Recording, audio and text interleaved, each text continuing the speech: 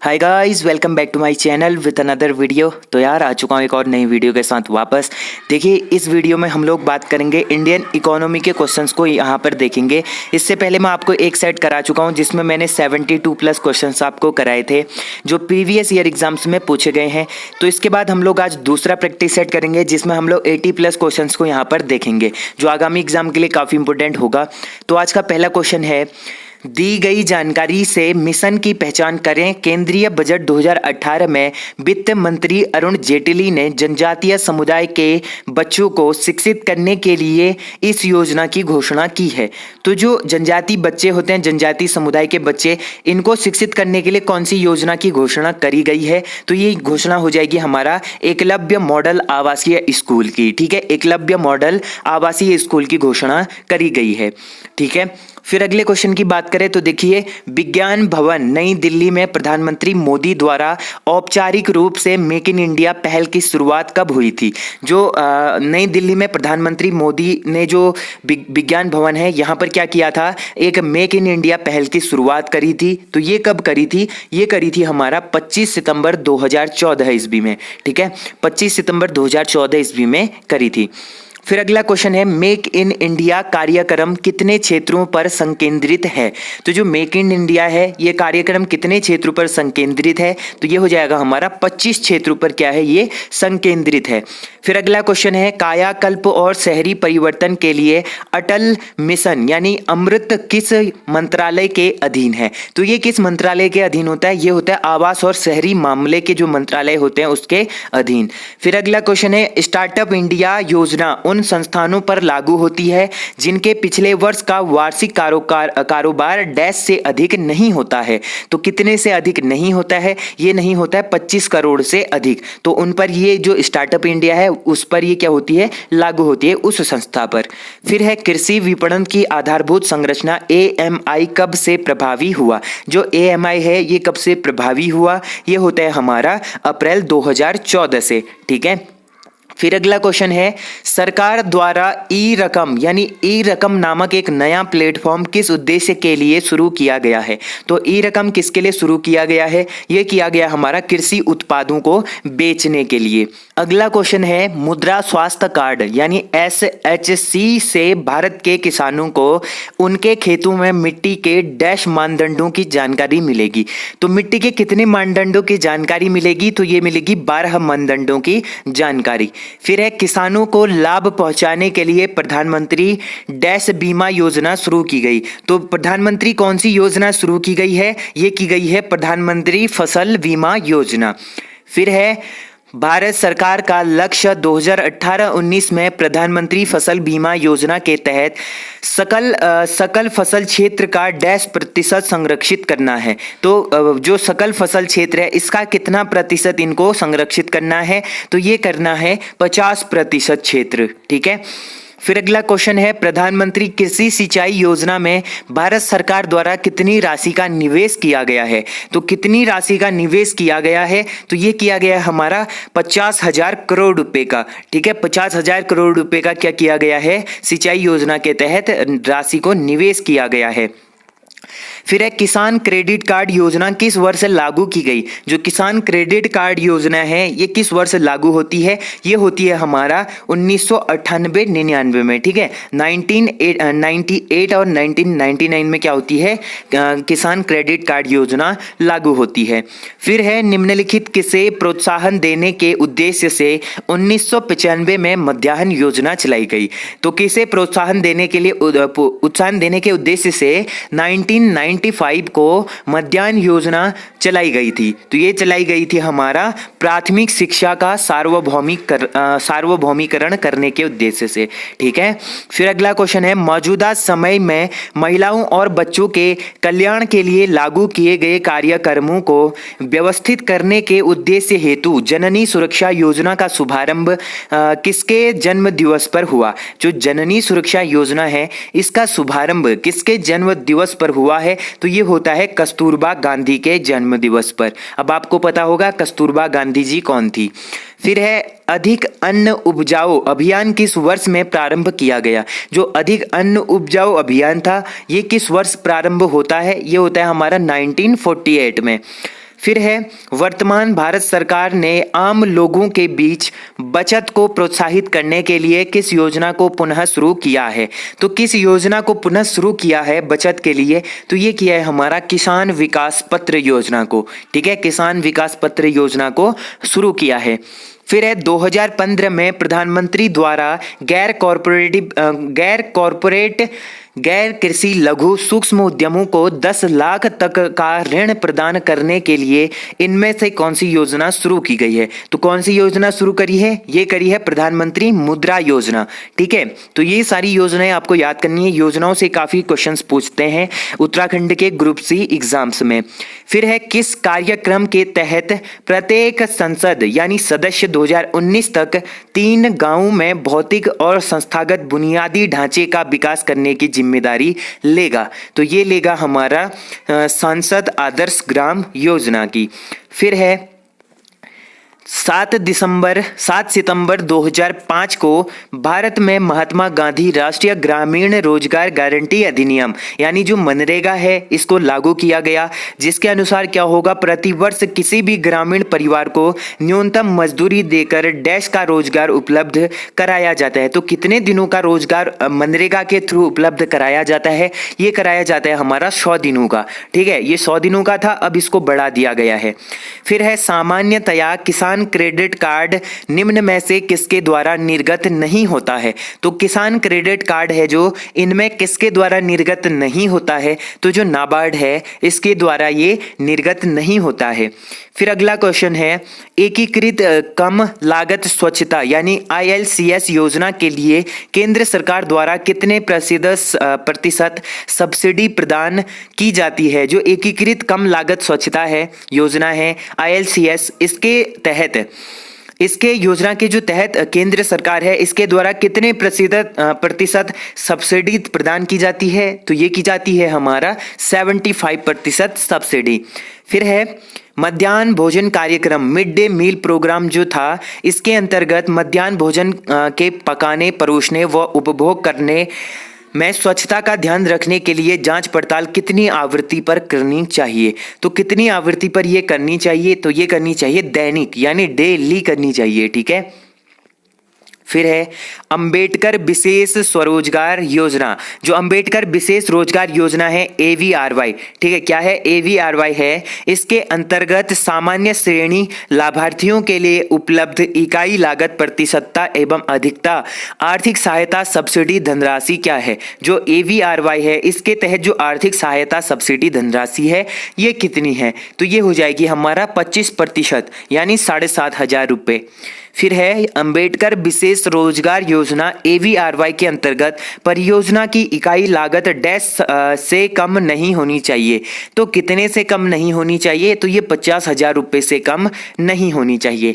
फिर देखिए अगले क्वेश्चन की ओर हम लोग बात करते हैं। तो अगला क्वेश्चन है हमारा राष्ट्रीय ग्रामीण पेयजल कार्यक्रम। ठीक है, जो राष्ट्रीय ग्रामीण जल पेयजल कार्यक्रम है NRDWP, ठीक है, इसके अंतर्गत 2022 तक देश में हर ग्रामीण व्यक्तियों को उनके घरेलू परिसरों में या उनके घरों से क्षैतिज या ऊर्ध्वाधर दिशा में 50 मीटर की दूरी से कम पर कितने लीटर प्रति व्यक्ति प्रतिदिन पेयजल उपलब्ध होना चाहिए।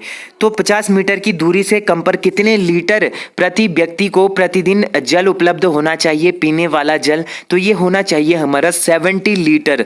ठीक है, 70 लीटर के आसपास इनको पेयजल प्राप्त होना चाहिए।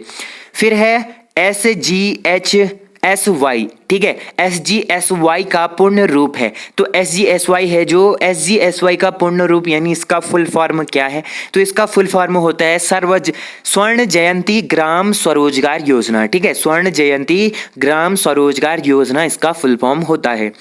फिर है शहरों के बाहर आर्थिक सुअवसर बनाने के लिए डैश मॉडल शहरी आधारभूत संरचना और सेवाएं ग्रामीण केंद्रों में स्थापित करने का प्रस्ताव रखता है। तो ये प्रस्ताव कौन रखता है, ये रखता है हमारा पुरा, यानी PURA ये प्रस्ताव रखता है।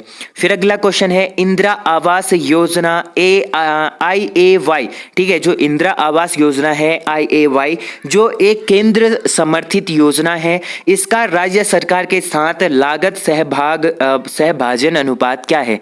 तो राज्य सरकार के साथ इसका लागत सहभाजन अनुपात कितना है? तो ये हो जाएगा हमारा, देखिए 75 और 25 इसका क्या है, सहभागत लागत योजना है। इसमें कंफ्यूजन है, कहीं पर आपको 90:10 भी देखने को मिलता है, तो आप लोग ये कंफर्म करके कमेंट में बताइएगा। फिर है MGNREGA के अंतर्गत सामग्री घटक के मामले में केंद्र और राज्य सरकारों द्वारा किए गए निधिकरण का अनुपात डैश होता है। तो राज्य सरकार है जो और केंद्र सरकार है, इनके द्वारा किए गए निधिकरण का अनुपात कितना होता है? तो ये होता है हमारा 75:25, ठीक है, मतलब 75 किसका होगा, 75% ये होगा केंद्र सरकार, 25% होगा राज्य सरकारों का, ठीक है। फिर अगला क्वेश्चन है कौन सी समिति गरीबी रेखा को पुनर्परिभाषित करने एवं इसे प्राप्त करने के सूत्र की देखरेख कर रही है? तो कौन सी ऐसी समिति है जो गरीबी रेखा को पुनर्परिभाषित करने एवं इसे प्राप्त करने के सूत्र की देखरेख कर रही है? तो ये हो जाएगा हमारा एस तेंदुलकर समिति, ठीक है, एस तेंदुलकर जो समिति है ये कार्य कर रही है।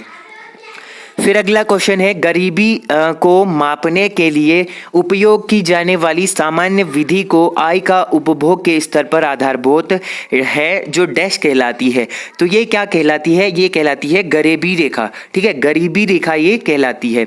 फिर अगला क्वेश्चन है निर्धनता का दुष्चक्र की अवधारणा संबंधित है। जो निर्धनता की दुष्चक्र की अवधारणा है ये किससे संबंधित है? तो ये संबंधित होगा हमारा नर्क से, ठीक है, जो नर्क से थे इनसे संबंधित है। फिर अगला क्वेश्चन है हाल ही में केंद्र सरकार को प्रस्तुत की गई सी रंगराजन की रिपोर्ट के अनुसार कोई व्यक्ति जो ग्रामीण क्षेत्रों में रुपए डैश से अधिक खर्च करता है उसे गरीब नहीं समझा जाएगा। देखिए जो कितने रुपए से अधिक खर्च करता है, तो ये करता है हमारा 32 रुपए, ठीक है, 32 रुपए से अधिक डेली खर्च करता है तो उसको गरीब नहीं समझा जाएगा।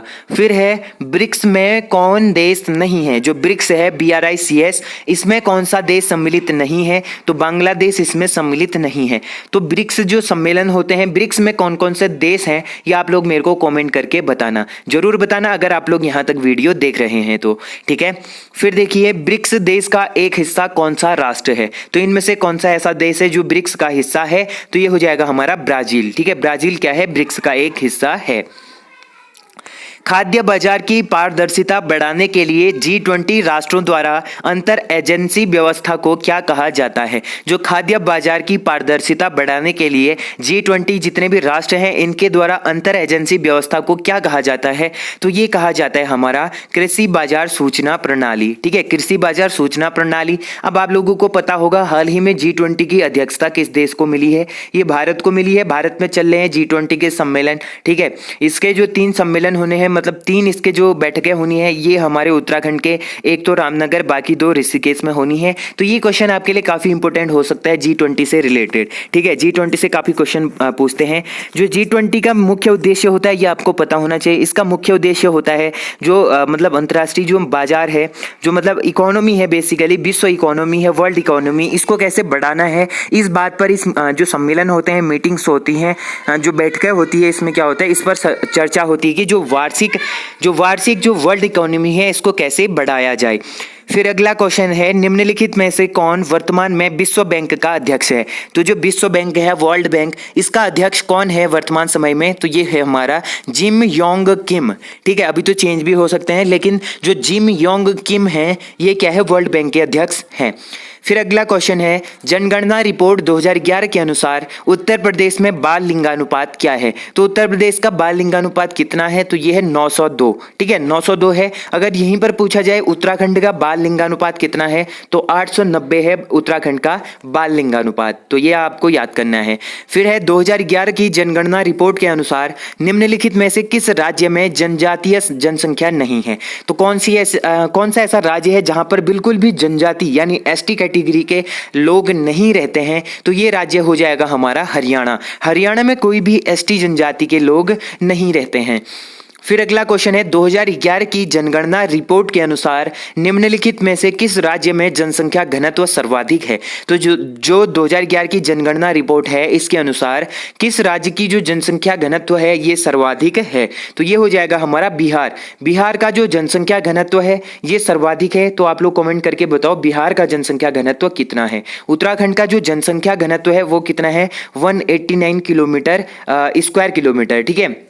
189 लोग क्या रहते हैं प्रति वर्ग किलोमीटर में रहते हैं, ये उत्तराखंड का जनसंख्या घनत्व है। अब आप लोगों को बताना है बिहार का जनसंख्या घनत्व कितना है। तो देखिए जनगणना 2011 के अनुसार उत्तर प्रदेश लिंगानुपात है, तो 2011 के अनुसार उत्तर प्रदेश का लिंगानुपात कितना है, तो ये हो जाएगा 912, ठीक है। 912 क्या है, उत्तर प्रदेश का लिंगानुपात है। फिर अगला क्वेश्चन है निम्नलिखित में से वह कौन सा राज्य है जिसकी 2011 जनगणना के अनुसार सबसे अधिक जनसंख्या सघनता है। अब देखिए जनसंख्या घनत्व अलग चीज है, सघनता अलग चीज है, ठीक है, ये दोनों डिफरेंट होते हैं। आपको ऐसे समझना है, घनत्व होता है 1 किलोमीटर स्क्वायर में जितने लोग निवास करते हैं, ठीक है। ये मान के चलो 1 किलोमीटर का क्षेत्रफल है, 1 किलोमीटर क्षेत्रफल मतलब जगह है, इसमें कितने लोग कहाँ कहाँ निवास करते हैं ये इसका घनत्व होता है। लेकिन सघनता होती है इतना सा क्षेत्र है, इस क्षेत्र में लोग कितने पास पास रहते हैं, कितने ज्यादा लोग पास पास रहते हैं, ये सघनता होती है। मतलब घना क्षेत्र कितने ज्यादा लोग उसमें रहते हैं, तो ये हो जाएगा हमारा पश्चिम बंगाल का, ठीक है। 2011 की जनगणना के अनुसार जो सबसे अधिक सघनता है वो पश्चिम बंगाल में है। मतलब पश्चिम बंगाल में लोग काफी पास पास और मतलब सबसे घने घने क्षेत्र में ऐसे रहते हैं, ठीक है। 2011 की जनगणना के अनुसार कौन सा एकमात्र राज्य था जिसकी वर्ष 2001 से लेकर 11 के दौरान ऋणात्मक घातीय जनसंख्या वृद्धि दर थी। तो ऐसा कौन सा राज्य है जिसकी जनसंख्या में माइनस में वृद्धि हुई है, जो वहां की वृद्धि है वो माइनस रही है, तो ये राज्य हो जाएगा हमारा नागालैंड, ठीक है। नागालैंड की जो जनसंख्या क्या थी, जनसंख्या वृद्धि थी वो माइनस में रही थी। फिर एक नगरीय क्षेत्र के रूप में किसी स्थान को वर्गीकृत करने के लिए न्यूनतम जनसंख्या सघनता होती है। तो न्यूनतम जनसंख्या सघनता कितनी होती है, तो ये होती है हमारा 400 व्यक्ति प्रति वर्ग किलोमीटर से अधिक। जहां पर 400 व्यक्ति प्रति वर्ग किलोमीटर में रहते हैं वहां पर इसको सघन क्षेत्र की क्या मिलती है, मान्यता मिलती है। फिर है भारत में दुनिया की कुल आबादी का लगभग प्रतिशत है। जो भारत है इसकी दुनिया की कुल आबादी का कितना प्रतिशत मतलब जनसंख्या है, तो ये हो जाएगी हमारा 17%। पूरी दुनिया का 17% जो पॉपुलेशन है वो कहाँ रहता है, भारत में रहता है। पूरी दुनिया का 17% जनसंख्या है जो ये भारत में निवास करती है। फिर है निम्न में से किस प्रदेश की मध्य आयु न्यूनतम है। तो कौन सा ऐसा प्रदेश है जिसकी जो आयु है मध्य आयु ये क्या है, न्यूनतम है, तो ये हो जाएगा हमारा उत्तर प्रदेश, ठीक है। उत्तर प्रदेश की जो मध्य आयु है ये न्यूनतम है। फिर अगला क्वेश्चन है जनगणना 2011 के अनुसार भारत का तीसरा सबसे अधिक आबादी वाला राज्य कौन सा है। तो भारत का तीसरे सबसे आबादी वाला राज्य कौन सा हो जाएगा, ये हो जाएगा हमारा बिहार, ठीक है। सबसे अधिक आबादी वाला राज्य कौन सा है, पहले नंबर पर आता है यूपी, दूसरे नंबर पर आई थिंक महाराष्ट्र है, तीसरे नंबर पर हमारा बिहार आता है, ठीक है। फिर अगला क्वेश्चन है निम्नलिखित में से किस राज्य में भारत में जनसंख्या का घनत्व सबसे कम है। तो जनसंख्या घनत्व सबसे कम किस राज्य का है, तो ये हो जाएगा हमारा अरुणाचल प्रदेश का। अब देखिए अरुणाचल प्रदेश वैसे तो बड़ा राज्य है लेकिन यहाँ पर जनसंख्या घनत्व काफी कम है। फिर अगला क्वेश्चन है 2019 के अनुसार निम्नलिखित में से भारत में किस शहर की जनसंख्या सबसे अधिक है। तो किस शहर की जनसंख्या सबसे अधिक है ये पूछा है, तो ये हो जाएगा हमारा मुंबई, ठीक है। जो मुंबई शहर है यहाँ की जनसंख्या क्या है, सर्वाधिक है। फिर है जन्म और मृत्यु के पंजीकरण का अधिनियम वर्ष डैश में लागू किया गया था। जो मृत्यु और जन्म है इसका जो पंजीकरण अधिनियम है ये किस वर्ष लागू होता है, ये होता है हमारा 1969 ईस्वी में, ठीक है। 1969 में ये क्या हुआ था, लागू हुआ था। फिर अगला क्वेश्चन देखिए 2019 के अनुसार भारत के किस राज्य की शहरी जनसंख्या सबसे अधिक है। तो 2019 के अनुसार जो शहरी जनसंख्या है ये सबसे अधिक कहाँ की है, महाराष्ट्र की है। ये क्वेश्चन बार बार रिपीट हुआ है। है। फिर है 2011 की जनगणना रिपोर्ट के अनुसार प्रति वर्ग किलोमीटर भारत की जनसंख्या घनत्व कितना है। तो मतलब जो जनसंख्या घनत्व है भारत का ये कितना है, तो ये हो जाएगा हमारा 382। ठीक है, 382 व्यक्ति प्रति वर्ग किलोमीटर में रहते हैं। ठीक है, तो आप लोग कमेंट करके बताना ये डाटा सही है या फिर गलत है। ठीक है, फिर अगला क्वेश्चन है 2011 की जनगणना के अनुसार भारत के निम्नलिखित राज्यों में से सबसे अधिक राज्य जो जनसंख्या घनत्व वाला राज्य है वो कौन सा है। तो सर्वाधिक जनसंख्या घनत्व वाला राज्य कौन सा हो जाएगा, ये हो जाएगा हमारा बिहार। ठीक है, बिहार क्या हो जाएगा, सर्वाधिक जनसंख्या घनत्व वाला है। मैंने पहले भी पूछा था इसका जनसंख्या घनत्व कितना है, तो आप लोग कॉमेंट करके बताओ जनसंख्या घनत्व कितना है बिहार का, ये बार बार एग्जाम में पूछा जाता है। फिर है 2011 में हुई जनगणना के अनुसार भारत की कुल जनसंख्या में अनुसूचित जाति कितने प्रतिशत है। यहां पर एससी की बात हो रही है, अनुसूचित जाति की। तो अनुसूचित जाति कितनी है पूरे देश की जाति में, मतलब पूरे देश की जनसंख्या में, तो ये हो जाएगा हमारा 16.6%। ठीक है, 16.6% क्या है, अनुसूचित जाति है पूरे देश में। ठीक है, तो ये आपको याद करना है, काफी इंपोर्टेंट है। फिर है वर्ष 2011 की जनगणना के अंतिम आंकड़ों के अनुसार सबसे बड़े राज्य उत्तर प्रदेश में देश की कुल जनसंख्या का कितने प्रतिशत हिस्सा निवास करती है। अब देखिए पूरे देश की जनसंख्या में सिर्फ उत्तर प्रदेश में कितनी जनसंख्या निवास करती है, तो ये करती है हमारा 16.49%। ठीक है, 16.49% केवल उत्तर प्रदेश में निवास करती है पूरे देश की जनसंख्या का। फिर है भारत की आबादी की औसत आयु सीमा क्या है। तो भारत की जो आबादी है इसकी आयु औसत सीमा क्या होगी, तो ये होगी हमारा 25 से लेकर 30 वर्ष। ठीक है, औसत आयु अगर निकालते हैं जैसे 0 से लेकर जितने भी वर्ष के अधिकतम, जैसे 100 वर्ष के मान के चलो, 100 वर्ष के अगर जितने भी लोग हैं इन सब की आयु को कैलकुलेट करके जितने भी व्यक्ति हैं उनसे हम मल्टीप्लाई करते हैं, सॉरी उससे डिवाइड करते हैं, तो उनकी औसत आयु निकलती है। तो भारत की जो औसत आयु है वो कितनी है, 25 से 30 है। ठीक है, ये भी आपको इंपॉर्टेंट है, याद करना है। फिर है 2001 से लेकर 11 की जनगणना के बीच भारत की जनसंख्या में डैश वृद्धि हुई। तो जो 2001 की जनगणना थी उसके बाद 11 की जनगणना थी, इसके अनुसार मतलब जो भारत की जनसंख्या है इसमें कितनी वृद्धि हुई है, तो ये होती है हमारा 17.70%। ठीक है, 17.70% की क्या हुई है, वृद्धि हुई है विगत 10 वर्षों में। फिर है भारत में सर्वाधिक जनसंख्या वाला राज्य कौन सा है। तो भारत में सर्वाधिक जनसंख्या वाला राज्य कौन सा होगा, तो सर्वाधिक जनसंख्या पूछेंगे तो उत्तर प्रदेश की जनसंख्या क्या होगी, सर्वाधिक होगी, और क्षेत्रफल पूछेंगे तो राजस्थान होगा। फिर देखिए अगला क्वेश्चन है वर्ष 2011 की जनगणना के अनुसार भारत में वयोवृद्ध महिला नागरिकों की संख्या कितनी है। अब देखिए 60 से ऊपर की जो महिलाएं हैं जिनको वयोवृद्ध श्रेणी में रखा जाता है, तो 60 से ऊपर आयु की महिलाएं नागरिक कितनी है यहाँ पर, महिला नागरिक। ठीक है, तो ये हो जाएंगे हमारे 53 मिलियन। ठीक है, 53 मिलियन का मतलब होता है लगभग हमारा 5 करोड़ 30 लाख। ठीक है, 5 करोड़ वृद्ध महिलाएं यहाँ निवास करती हैं। फिर अगला क्वेश्चन है भारत का सबसे कम जनसंख्या वाला राज्य है। तो ये काफी इंपॉर्टेंट क्वेश्चन है और सिंपल सा क्वेश्चन है। भारत का सबसे ज्यादा जनसंख्या वाला राज्य हमारा यूपी है और सबसे कम जनसंख्या यहाँ पर पूछा गया है, तो ये हो जाएगा हमारा सिक्किम। ठीक है, सिक्किम क्या है, सबसे कम जनसंख्या वाला है। वहीं पर अगर हम एरिया के हिसाब से देखिए, क्षेत्रफल के हिसाब से, तो सर्वाधिक है हमारा राजस्थान और सबसे कम होगा हमारा गोवा। ठीक है, फिर अगला क्वेश्चन है इनमें से किस भारतीय राज्य में 100 मिलियन से अधिक आबादी नहीं है। तो 100 मिलियन मतलब 10 करोड़ से अधिक आबादी किस राज्य में नहीं है, तो ये हो जाएगी हमारा पश्चिम बंगाल। ठीक है, पश्चिम बंगाल में 100 मतलब 10 करोड़ से अधिक जनसंख्या नहीं रहती है। बाकी उत्तर प्रदेश है, बिहार है, महाराष्ट्र है, यहाँ पर 10 करोड़ से ज्यादा जनसंख्या रहती है।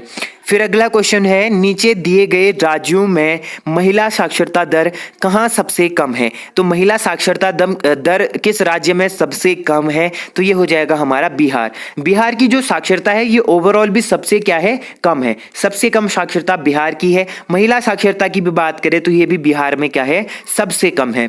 फिर बात करें एनपीपी की, तो एनपीपी से क्या अभिप्राय है, जो एनपीपी है इससे क्या अभिप्राय है, इसका फुल फॉर्म क्या होता है। तो इसका फुल फॉर्म होता है नेशनल पॉपुलेशन पॉलिसी। ठीक है, नेशनल पॉपुलेशन पॉलिसी इसको बोला जाता है। फिर अगला क्वेश्चन है, भारत की लगभग आधी जनसंख्या मात्र 5 राज्यों में रहती है, निम्नलिखित में से कौन सा एक इन 5 घनी जनसंख्या वाले राज्यों में से नहीं है। तो भारत के 5 ऐसे राज्य हैं जिनकी जनसंख्या को अगर हम मिलाएं तो ये 50% से अधिक जनसंख्या होगी पूरे भारत की। तो ये जो 5 राज्य है इनमें से इस ऑप्शंस में कौन शामिल नहीं होगा, ठीक है। तो ये शामिल नहीं होगा केरला, बाकी बिहार है, पश्चिम बंगाल है, महाराष्ट्र है। देखिए इन 3 राज्य हैं, ठीक है। ये केरल को छोड़कर, यहाँ पर केरल को छोड़कर बिहार है, पश्चिम बंगाल है और महाराष्ट्र है। इन 3 जनपदों को मिलाकर प्लस इसमें 2 जनपद और मिला दे, यूपी और एमपी, ठीक है। यूपी और एमपी या फिर एमपी की जगह राजस्थान हो, तो इन 5 राज्यों को मिलाकर क्या है, भारत की जनसंख्या 50% से अधिक होगी। लेकिन यहाँ पर केरल क्या होगा, नहीं होगा, केरल की जनसंख्या कम है। तो राइट आंसर होगा ऑप्शन सी। फिर देखिए अगला क्वेश्चन है, 2017 में दर्ज भारत में शहरीकरण की स्थिति क्या है। तो 2017 में जो दर्ज किए गए आंकड़े हैं इसमें भारत का जो शहरीकरण है इसकी स्थिति कितनी प्रतिशत है। तो ये हो जाएगी हमारी 30.35%, ठीक है। 30.35% क्या है, शहरीकरण जनसंख्या है। फिर बात करें भारत की जनगणना 2011 के अनुसार उत्तर प्रदेश का प्रति वर्ग किलोमीटर जनसंख्या घनत्व क्या है। तो 1 किलोमीटर स्क्वायर में यूपी में कितने लोग रहते हैं, ठीक है। तो यूपी में 1 किलोमीटर स्क्वायर में रहते हैं हमारा 829 लोग, ठीक है। कितना मतलब घना राज्य है ये, ठीक है। 829 लोग कितने वर्ग किलोमीटर में रहते हैं, सिर्फ 1 किलोमीटर स्क्वायर में। वहीं पर उत्तराखंड की बात करें तो यहाँ पर सिर्फ 189 है, ठीक है। तो आप लोग देख सकते हैं। फिर अगला क्वेश्चन है, निम्नलिखित में से कौन सा भारत का सर्वाधिक घनी आबादी वाला शहर है। तो ये हो जाएगा हमारा हैदराबाद। सर्वाधिक घनी आबादी वाला राज्य है हमारा, शहर है हैदराबाद। हैदराबाद क्या है, सर्वाधिक घनी आबादी वाला शहर है। तो ऑप्शन भी यहाँ पर राइट आंसर होगा। तो ये थे गाइस आज के 80+ इंपॉर्टेंट क्वेश्चंस, जिसमें हमने इकोनॉमी के इंपॉर्टेंट क्वेश्चंस को देखा जो आगामी एग्जाम के लिए काफी इंपॉर्टेंट हो सकते हैं। तो होप करता हूँ आप लोगों को ये वीडियो पसंद आई होगी। वीडियो पसंद आई तो मेक श्योर लाइक जरूर करना। जो लोग चैनल पर नए हैं चैनल को सब्सक्राइब जरूर कर देना। तो मिलते हैं ऐसे ही इंटरेस्टिंग और अमेजिंग वीडियो के साथ। तब तक के लिए अपना ध्यान रखिए, पढ़ाई करते रहिए और एग्जाम की तैयारी अच्छे से करते रहिए। तो मिलते हैं नेक्स्ट वीडियो में, तब तक के लिए take care and bye bye.